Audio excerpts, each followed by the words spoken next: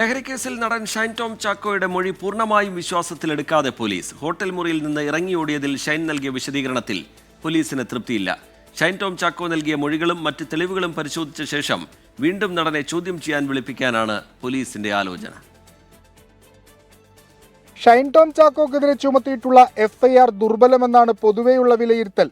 ഇത് മറികടക്കുന്നതിനായി തെളിവുകൾ സമാഹരിക്കാനുള്ള ശ്രമത്തിലാണ് പോലീസ്. ഷൈൻ നൽകിയ വിവരങ്ങളുടെ അടിസ്ഥാനത്തിൽ കൂടുതൽ പേരുടെ മൊഴി രേഖപ്പെടുത്തും. അന്വേഷണം പ്രാഥമിക ഘട്ടത്തിലാണ്. തുടർ അറസ്റ്റുകളുടെ കാര്യത്തിൽ തീരുമാനം പിന്നീടെന്ന് Kochi city police commissioner Putta Vimaladitya. അന്വേഷണം നടത്തി വരുന്നുണ്ട്.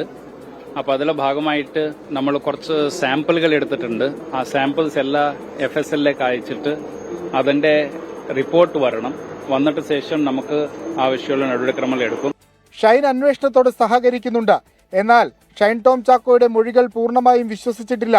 ഗുണ്ടകൾ ആക്രമിക്കാൻ വന്നതിനെ തുടർന്നാണ് ഹോട്ടൽ മുറിയിൽ നിന്ന് ഇറങ്ങി ഓടിയതെങ്കിൽ എന്തുകൊണ്ട് പോലീസിനെ അറിയിച്ചില്ല എന്നാണ് സംശയം. കൂടുതൽ തെളിവുകൾ ലഭിച്ച ശേഷമാകും വീണ്ടും ചോദ്യം ചെയ്യാൻ വിളിപ്പിക്കുക. ബാങ്ക് അക്കൗണ്ടുകൾ പരിശോധിച്ചു വരികയാണെന്നും പോലീസ് വ്യക്തമാക്കി. ഷൈനുമായി ലഹരി ഇടപാട് നടത്തിയ സജീറിനെ കേന്ദ്രീകരിച്ചും അന്വേഷണം ശക്തമാണ്. ലഹരി ഉപയോഗം മാത്രമല്ല, ഷൈൻ ടോം ചാക്കോക്ക് ഡ്രഗ് പെഡ്ലേഴ്സുമായുള്ള ബന്ധത്തിന്റെ വേരുകൾ കൂടി പോലീസ് അന്വേഷിക്കുകയാണ്. അതൊരു പക്ഷേ സിനിമാ മേഖലയിലേക്ക് കൂടി കടന്നേക്കും. കൊച്ചിയിൽ നിന്ന് വിഷ്ണു സുരേഷ്, 24.